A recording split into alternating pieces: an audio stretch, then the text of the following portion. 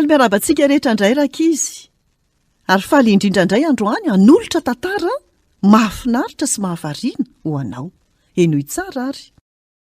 Josefa ilay governora tapany 5.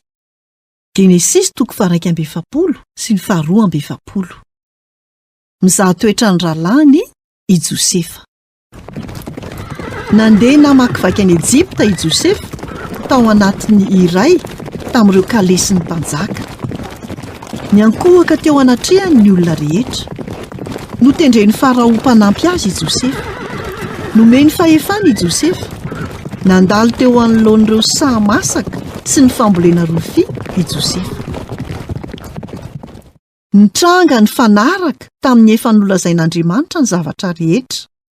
Betsaka ny vokatra. Nanamboatra toerana fitehirizana entana maro i Josefa. Vary marobe ny voangona. Tonga lafatra ireo planin'Andriamanitra nambarany tamin'i Josefa. Arak'izay nolazainy, 7 taona mosarena ao aorian'ny 7 taona zina.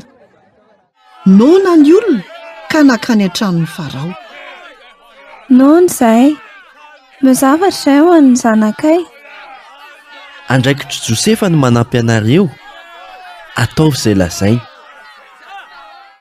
Tonga avy any amin'ny lafiny rehetra izy ireo. Inona dia avy amin'ny tany vahiny aza. Indray andro, nisy folany akohaka teo anatrehany. Fantany avy hatrany izy ireo. Ireo ilay rahalahiny. Nieritreritra ny nofony Josefa sy ny fahakalàn'izy ireo azy. Ary tsarony fa nivarotra azy ho andevy izy ireo. Saingy tsy nahafantatra azy mihitsy ireo. Ary Josefa ny teny mafy azy ireo. Avy aiza moa ianareo? Avy any amin'ny tany Kanana izahay, ary mba te hividy vary. Mahandainga ianareo, pitsikily ianareo. Tsia, milaza ny marina izahay, 12 mirahalahy izahay, ny iray mbola ao an-trano, ary ny iray efa maty. Tsy mihinana dia teny ray amin'izany aho. Fa satria tian'Andriamanitra dia omeko vary ianareo. Fa tiaka ianareo hiverina hiaraka amin'ny rahalahinareo hafa. Ary ny anankiray aminareo mijanona eto, mba ahazoako antoka fa mitandrina ny tenika ianareo.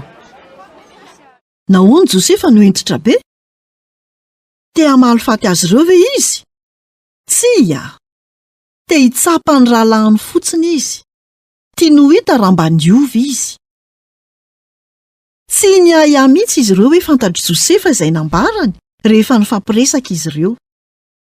Tena izao tokoa ny sazy vokatry ny nataontsika tamin'i Josefa. Nitomany Josefa rehefa nandre izany. Saingy tsy nambarany tamin'izy ireo hoe iza izy. Nody tany an-tranony ireo rahalahy sy ny vary rehetra nilainy, fa Simeona kosa nijanona tany Ejipta. Niorikoditra i Jakoba rain'izy ireo rehefa reny ny antsipiriany dian'izy ireo. Ary rehefa vita ny fihinanana ny vary, dia tsy maintsy niverina tany Egipta izy ireo. Ary tamin'ity indray mitoraka ity, dia niaraka tamin'ny Benjamina. Natahotra ireo rahalahy ireo rehefa nanakaiky ny tany Egipta fandroany. Inona ny manaraka? Ho hitantsika eo amin'ny tantara manaraka ny zava-nitranga. Izay indray no anjara hafatra ho antsika tamin'ity anio ity. Tahiny tompo daholo, nanolotra ny tantara Zokomy.